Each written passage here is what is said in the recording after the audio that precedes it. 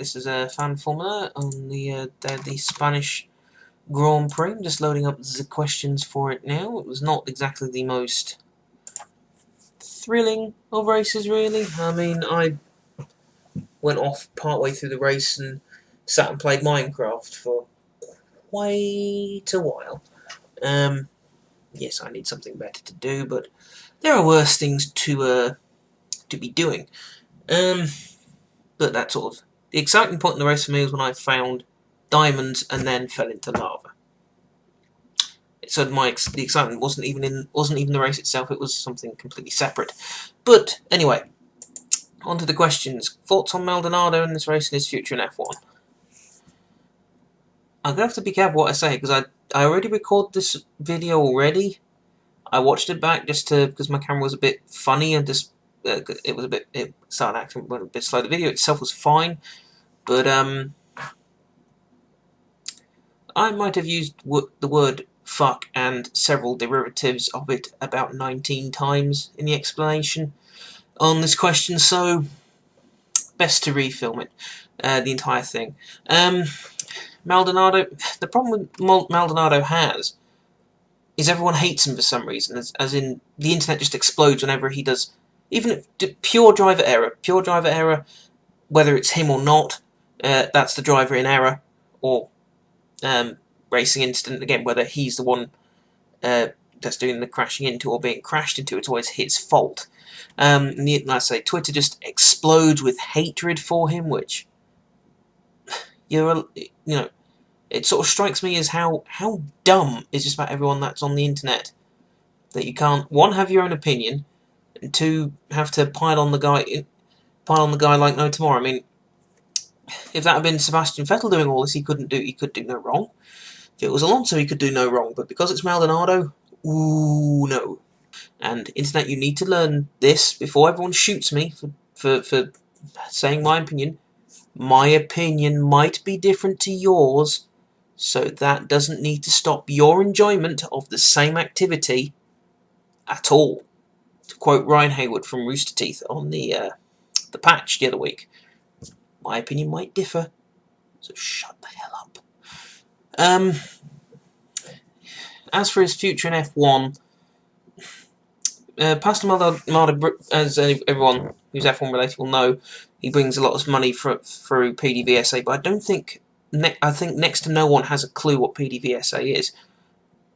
Now, when I was at uni, we did a little bit of stuff on Venezuela simply because it demonstrated, I can't remember exactly why it was Venezuela, but there was something about it that demonstrates some. But PDVSA is the state-owned oil company of Venezuela, and it's the wealth of it is shared much like wealth is shared in communism, only Venezuela has not quite gone, whilst it's a left-wing country, it's not as left-wing as communism. It went through a Bolivarian revolution, which sort of means sort of ideals of communism but with democracy still in place, is the simplest way to explain it.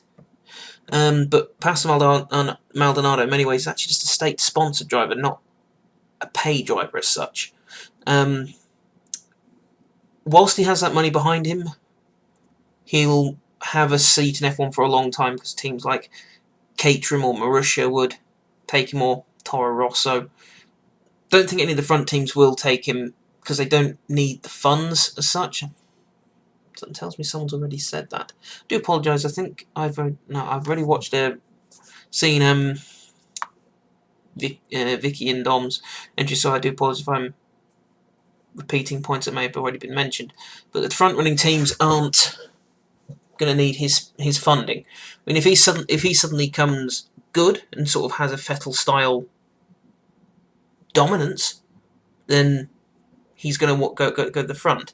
But they're not going to need. But also the corporate nature of a lot of the front running teams, particularly a team like McLaren or Ferrari. I can't see how Pastor would thrive in that sort of environment because his mouth talks without any connection to the brain, as demonstrated last year when he accused Williams of tampering with his car, which was not true. So his future in F1 is mixed.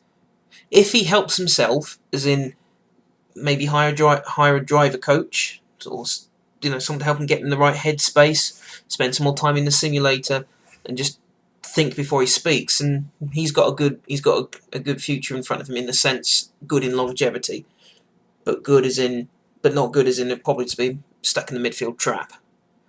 If he doesn't do either of those, he'll only be kept in for his money, which that's making the assumption that Venezuela don't pull the plug on that funding in a change of government. But we'll have to see. Second question. Where the hell's it moving? Second question. 5 races and 5 Mercedes wins. Will this continue, or someone take challenge? At the rate they're currently going, there's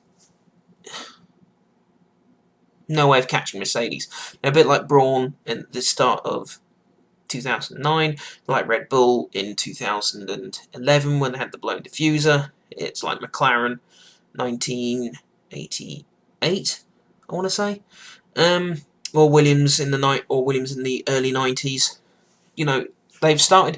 They've got the best car. They're doing what they're meant to do with it, i.e. win. So in actual fact, you can't fault them for doing what the car is designed to do. So it is probably going to continue, unless Mercedes start tripping over each other, unless the reliability kicks in and cuts them off their first corner instance, like they might do could happen in Monaco, particularly because of twitchy nature of the new cars, and just high safety car record at that track. As for anyone taking it to them at the moment, whilst I really, really want to say Williams, I've got to set aside my biases and try and be semi-objective. The only team that can is Red Bull. As much as I hate saying that, as much as I'm going to go need to see a doctor after this for saying Red Bull, they're the only team who can do, unless McLaren or Ferrari have a monumental turnaround in form. Question 3, driver of the day and why? I say Bottas. Simply getting another strong points finish for the Williams. I think, because I was speaking to a friend of mine from America, Russ.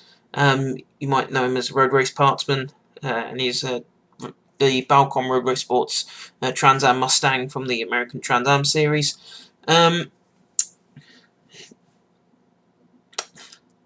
The reason I say Bottas is he scored another good heap of points for the team. FW36, I believe, it's not very far at the side of FW34 at the same point in time for the number of points scored. It's certainly going to be their best scoring chassis. If it continues at the rate it's going, it's going to be the best scoring chassis that they've had in a number of years. He kept it anonymous. He kept pretty anonymous, which for me, whilst I've said before, being anonymous is not good. Because of my Williams biases, I'm now going to say that it's a good thing. He nearly got past Rosberg at the start. He was just in it. But based on pure maths, you have to say Vettel is the driver of the day, in the sense that he put in the best performance, starting from the lowest position, making the highest position, and getting up to the highest position. He increased the greatest number of positions.